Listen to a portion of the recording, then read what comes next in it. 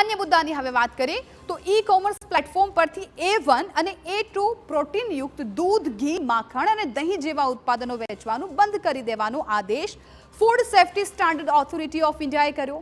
કેટલાક ઉત્પાદકો A1 અને A2 પ્રકારના શ્રેષ્ઠ પ્રોટીન ધરાવતા દૂધના નામે પ્રોડક્ટ્સનું માર્કેટિંગ કરીને મોંઘી કિંમતે તેનું વેચાણ કરી રહ્યા છે, જે હવે નહીં થાય। આપને ખ્યાલ હશે કે ઘી, માખણ અને દહીંનું પણ આ પ્રકારના લખાણથી વેચાણ કરવામાં આવી રહ્યું છે। આજ પછી કોઈએ પણ તેમના પેકેજિંગ પર A1 અને A2 પ્રોટીનયુક્ત દૂધમાંથી બનેલા પ્રોડક્ટ્સ તરીકેનું લેબલ તેમના પ્રોડક્ટ્સના પેકેજિંગ પર લગાડવાનું રહેશે નહીં। Food safety standard authority of ઇન્ડિયાનું લાયસન્સ ધરાવનાર પણ A1 અને A2 પ્રોટીનયુક્ત દૂધની બનાવટ તરીકે તે પ્રોડક્ટને માર્કેટમાં નહીં વેચી શકે। નિયમનકારે આવા લેબલને ગેરમાર્ગે દોરનારું ગણાવ્યું છે।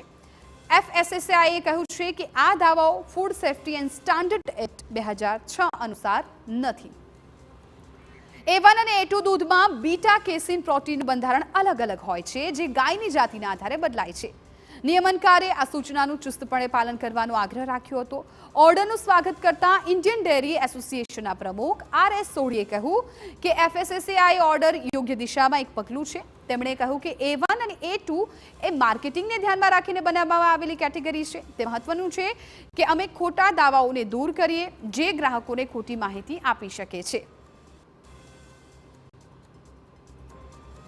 की तरफ से हम FSSAI के इस नोटिफिकेशन का और डेयरी इंडस्ट्री में जो ट्रांसपेरेंसी लाए हैं, इसके लिए हम स्वागत करते हैं। एक्चुअली में देखा जाए तो A1 और A2 बीटा केसिन दो टाइप के प्रोटीन होते हैं, और अभी तक जो भारत में या विश्व में न्यूजीलैंड, ऑस्ट्रेलिया, यूरोप में जो A1 और A2 मिल्क के ऊपर जो साइंटिफिक स्टडीज हुई हैं, अभी तक कोई कंक्लूसिव साइंटिफिक एविडेंस नहीं मिल पाए हैं कि कौन सा प्रोटीन A1 के A2 अच्छा होता है। और तो और हमने देखा कि भारत में कुछ लोग A2 घी करके बेच रहे हैं, जबकि घी में तो प्रोटीन होता ही नहीं है। घी 100% फैट है, तो आप कैसे कह सकते हैं कि A2 घी जबकि उसमें प्रोटीन ही नहीं है। तो मेरे ख्याल से आजकल काफी मशरूमिंग ब्रांड्स हुई हैं, जो कस्टमर को मार्केटिंग गिमिक के जरिए गुमराह कर रहे हैं और उनसे 2 से 3 गुना प्राइस ले रहे हैं। आपने कहिए कि A1 A2 શું હોય છે? A1 એક પ્રકારનું પ્રોટીન છે જે ગાયના દૂધમાં જોવા મળે છે। જ્યારે તેને પચાવવામાં આવે ત્યારે એક પેપ્ટાઇડ બને છે, જેને બીટા કેસીન A1 કેસોમોર્ફિન 7 કહેવાય છે। કેટલાક લોકો માને છે કે આ પેપ્ટાઇડ પાચન તંત્રને લગતી કેટલીક સમસ્યાનું કારણ બની શકે છે।